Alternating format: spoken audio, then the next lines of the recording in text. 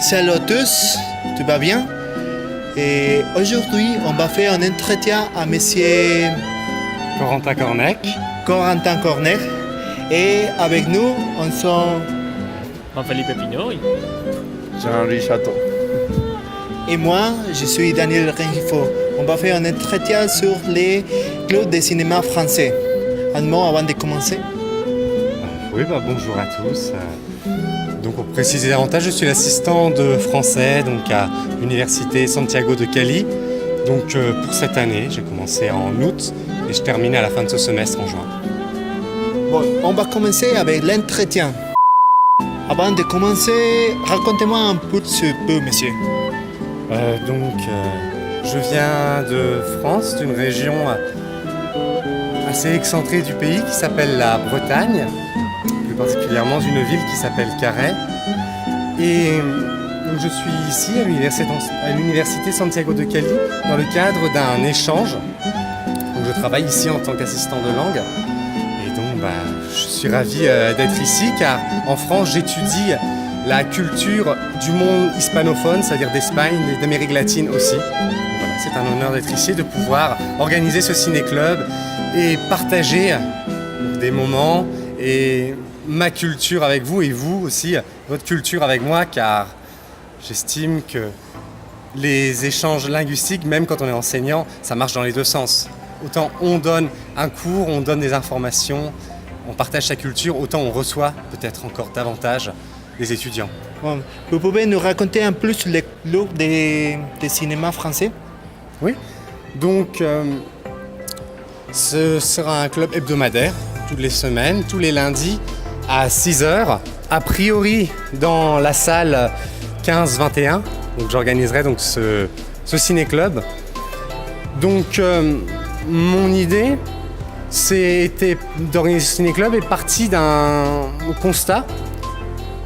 Donc ce constat est le suivant, c'est que dans ce cursus universitaire, les étudiants ont beaucoup de matières, ont beaucoup d'heures de travail. C'est-à-dire qu'ils étudient le français, mais aussi l'anglais. En plus, ils ont d'autres matières à côté, comme les mathématiques, des matières de méthodologie. Donc je me suis rendu compte que beaucoup d'étudiants, finalement, apprenaient le français comme une langue, mais une langue dans ce qu'elle a de grammatical, une langue dans ce qu'elle a de vocabulaire, de conjugaison, et que finalement les points de culture, certes, existaient, il y en a dans les livres, à travers les profs aussi, ils peuvent étudier donc, ces points de culture, mais néanmoins ils n'avaient pas le temps d'aller jusqu'au fond des choses, c'est-à-dire par exemple, je ne sais pas, lire une nouvelle en entier, ou participer à un ciné-club comme ça hebdomadaire, donc voilà. J'estime que l'apprentissage d'une langue, c'est pas juste des points de grammaire, c'est pas juste de la conjugaison, c'est aussi connaître une culture, s'ouvrir à l'autre, et donc s'ouvrir à l'autre à travers la culture, puisque bon, ici on n'est pas en France, vous n'avez pas la chance d'avoir des Français tous les jours pour discuter avec vous, pour échanger avec vous, donc le cinéma, comme ça aurait pu être la littérature, mais le cinéma me semblait un bon véhicule donc pour permettre aux étudiants d'avoir cette approche de la langue et aussi de créer de l'émotion, de l'affect, un certain attachement à la langue que finalement, je pense qu'ils ne sont pas en mesure de développer s'ils ne voient cette langue qu'à travers des points grammaticaux et de vocabulaire. Bien, monsieur. Pensez-vous que le cinéma, c'est une bonne méthode pour apprendre une nouvelle langue? Oui, donc je pense que le cinéma est un outil intéressant pour apprendre une langue étrangère parce que déjà, c'est un outil qui est facile d'accès. C'est peut-être plus facile d'accès que la littérature, car le cinéma, ça englobe plein de choses. Le cinéma, c'est de l'image, le cinéma, c'est aussi du son. Et donc, c'est un outil qui est qui est attirant. On a envie d'aller plus loin, de connaître. Bon, en plus, j'y pense, pour le cinéma français, on peut avoir des sous-titres. C'est une facilité. C'est aussi intéressant de découvrir un film, même si on a des sous-titres, on apprend quand même du vocabulaire, on découvre la langue, la culture et oui. Aussi, autre point, le cinéma, c'est court, c'est un format court. C'est pas comme un livre. Un livre, quand on commence à lire un livre, on s'engage pour normalement quelques jours. Quand on regarde un film, on s'engage pour 2h30 grand max. Bien, Corentin. Et quel est votre film préféré et pourquoi? Alors, mon film préféré, je pense que c'est The Host C'est un film coréen sur l'histoire d'un monstre, une espèce de dégénérescence, un bâtard transgénique qui se retrouve dans la rivière de Séoul. Et bon, c'est un film qui me plaît beaucoup parce que c'est un film qui a une très grande qualité. C'est que c'est un film qui a une dimension artistique, qui cherche à vraiment présenter quelque chose de beau, quelque chose qui fait réfléchir.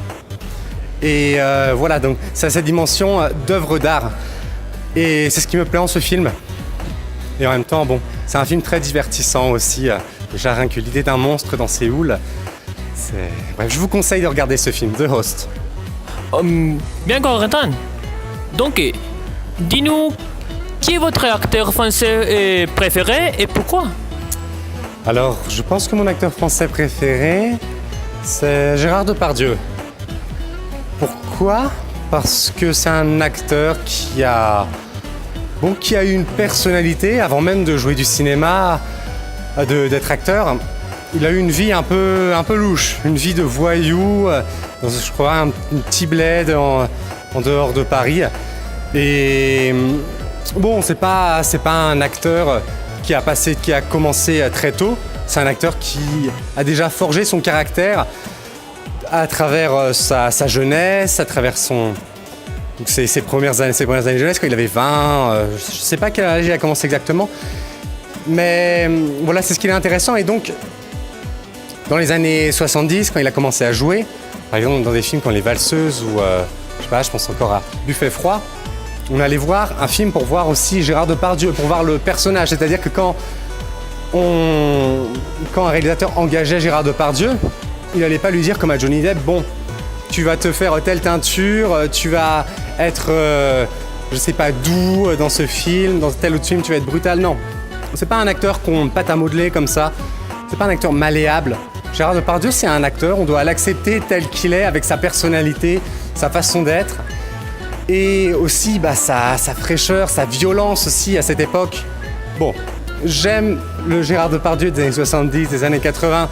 Bon, l'espèce de gros phoque pro-Poutine d'aujourd'hui, j'avoue que je le trouve un peu moins attachant, mais bon, je garde quand même certaines affections pour cet acteur. Et quelle est sur la majorité du film que vous allez présenter? Alors, je vais tâcher de vous présenter beaucoup de films contemporains. L'idée, c'est de vous faire connaître aussi des réalisateurs qui vont réaliser d'autres films. Des réalisateurs que vous allez pouvoir voir à Cannes, au Festival de Venise, à Berlin, afin que vous puissiez suivre des réalisateurs. Mais néanmoins, je vais aussi présenter des films un peu plus anciens, parce que bon, faire un ciné-club sur le cinéma français, c'est aussi expliquer un peu l'histoire du cinéma français.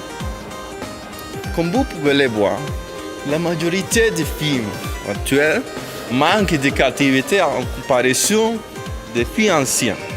Dis-moi votre point de vue sur l'avenir du cinéma francophone.